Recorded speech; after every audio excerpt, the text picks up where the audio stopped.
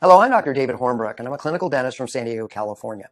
Today I'm going to talk about a cheek retraction system, lip retraction system called the OptraGate, and how to make it easier and more a part of your practice.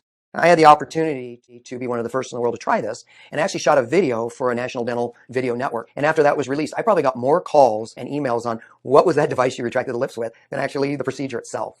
So I'm going to talk a little bit about this and how we can make it easier and more comfortable for our patient and ourselves. It's available in multiple sizes. This is an adult small, an adult regular, and there's a couple pedodontic sizes. Usually the mistake I see is if it doesn't stay in or keeps popping out, inherently we think, oh, it must be too big. It's exactly the opposite. It's too small. So we're going to go ahead and try a regular on Sashi.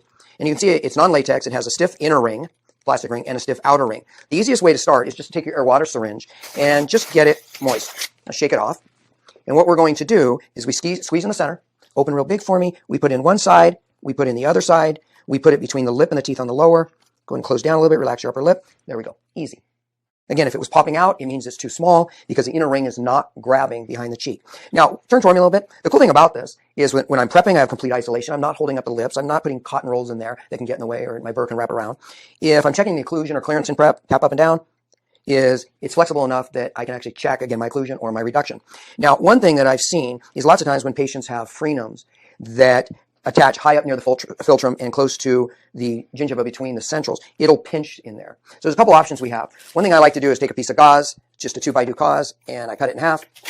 I can take this, open real big for me, I can fold it, put it underneath that ring, and so now the plastic is resting against the gauze. Do you feel a difference with that, Sashi? Mm-hmm. Yeah, same thing with the lower. So the other thing we can do, imagine if I was prepping veneers or crowns on the maxillary, this would be numb here, but it would pinch on the bottom. So what I like to do is open real big for me, I just take this inner ring, and I just flip it over his teeth. So now it's not cutting. And so I can go ahead and do what I need to do on the maxillary arch. If I do need to check clearance or the bite, I can hurry up and flip bite down, open real big for me, check the occlusion, flip this back down. Same thing if I was doing something on the mandibular arch, I can flip it over the maxillary teeth. Now it's not pinching on the frenum. Very easy to place, very easy to use. It's something I've incorporated not only in my practice, but in all our courses.